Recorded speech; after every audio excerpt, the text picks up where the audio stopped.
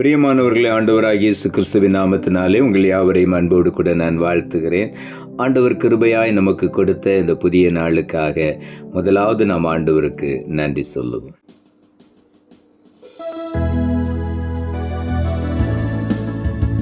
அவர் தோள்களின் மேலே நான் சாய்ந்திருப்பதால் கவலை ஒன்றும் எனக்கில்லையே.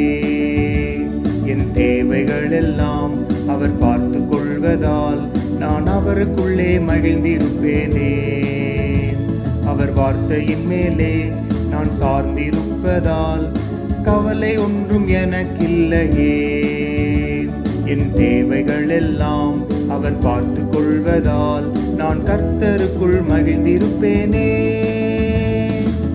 யெகோவா ஈரே எந்தன் தேவன், தேவைகள் யாவும் சந்திப்பீரே. யெகோவா ராஃபா எந்தன் தேவன், என்னாலும் சுகம் தருவீரே.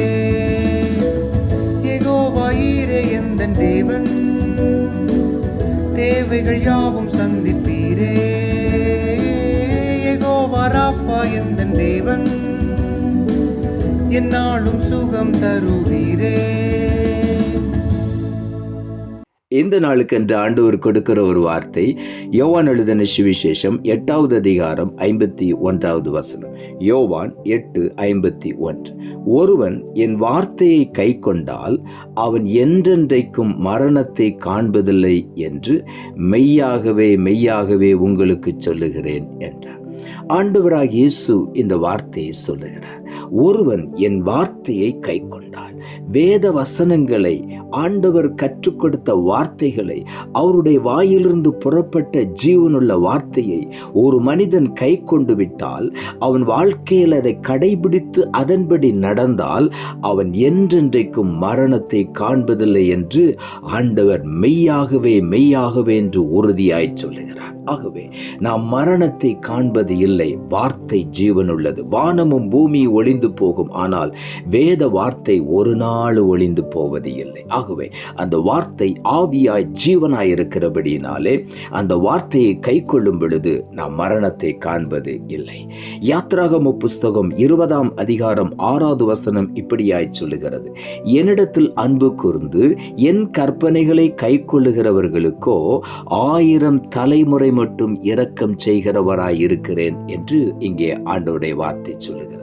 தேவனிடத்தில் அன்பு கூர்ந்து தேவனுடைய கற்பனைகள் எல்லாவற்றையும் நாம் கை கொள்ளும் பொழுது, அந்த கற்பனைகளின் படி நாம் நடக்கும் பொழுது, நம்முடைய வாழ்க்கை அதன்படி இருக்கும் பொழுது 1000 தலைமுறை மட்டுக்கும் தேவனுடைய இரக்கங்கள் நமக்கு வெளிப்படும்.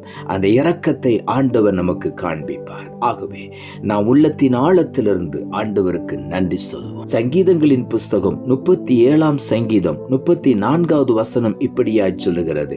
நீ கர்த்தருக்கு காத்திருந்து அவருடைய வழியை கைக்கொள், அப்பொழுது நீ பூமியை சுதந்தரித்துக் கொள்வதற்கு அவர் உன்னை உயர்த்துவார். ஆண்டவருடைய வழிகளை நாம் கை கொள்ளும் பொழுது, கர்த்தருடைய வழிகள் என்றால் அவருடைய வார்த்தை காண்பிக்கிற வழி. நானே வழியும் சத்தியமும் ஜீவனுமாய் இருக்கிறேன் என்று ஆண்டவராகிய இயேசு சொன்னார். அவரே நமக்கு வழி. அவர் நமக்கு அவருடைய வார்த்தையின் மூலமாய் வழி காட்டுவார். அவர் சொல்லுகிறார், நீ நடக்க வேண்டிய வழியை உனக்கு நான் காட்டுவேன், உன்மேல் என் கண்ணை வைத்து உனக்கு ஆலோசனை சொல்லுவேன் என்று. ஆகவே நாம் கர்த்தருக்கு காத்திருந்து அந்த வழிகளை தெரிந்து கொள்ளும் பொழுது, அவருடைய வார்த்தை காண்பிக்கிற வழியிலே நாம் நடக்கும் பொழுது, நாம் நிச்சயமாக பூமியை சுதந்திரித்துக் கொள்வதற்கு நம்மை ஆண்டவர் மேன்மையாய் உயர்த்துவார். அவருடைய வார்த்தையை கை கொள்ளும் பொழுது, அவருடைய வழிகளை காத்து நடக்கும் பொழுது, அவருடைய வழிகளை கை கொள்ளும் பொழுது அவர் நம்மை மேன்மையாக உயர்த்துவார். யோவான் எழுதின சுவிசேஷம் 11ஆம் அதிகாரம் 25, 26 வசனங்கள் இப்படியாய் சொல்லுகிறது. இயேசு அவளை நோக்கி, நானே உயிர்த்தெழுதலும் ஜீவனுமாயிருக்கிறேன், என்னை விசுவாசிக்கிறவன் மரித்தாலும் பிழைப்பான் என்று ஆண்டவருடைய வார்த்தை சொல்லுகிறது. 26ஆம் வசனம் சொல்லுகிறது, உயிரோடு இருந்து என்னை விசுவாசிக்கிறவன் எவனும் மறியாமலும் இருப்பான், இதை விசுவாசிக்கிறாயா என்றார்.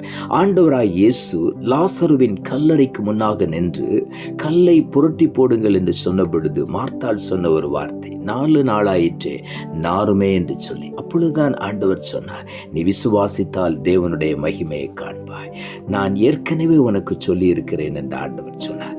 இயேசு மார்த்தாளை பார்த்துதான் முதலாவது இந்த வார்த்தையை சொன்னார், நானே உயிர்த்தெழுதலும் ஜீவனுமாயிருக்கிறேன், என்னை விசுவாசிக்கிறவன் மரித்தாலும் பிழைப்பான், உயிரோடு இருந்து என்னை விசுவாசிக்கிறவன் மறியாமலும் இருப்பான், இதை விசுவாசிக்கிறாயா என்று ஆண்டவர் மார்த்தாளிடத்திலே கேட்டார்.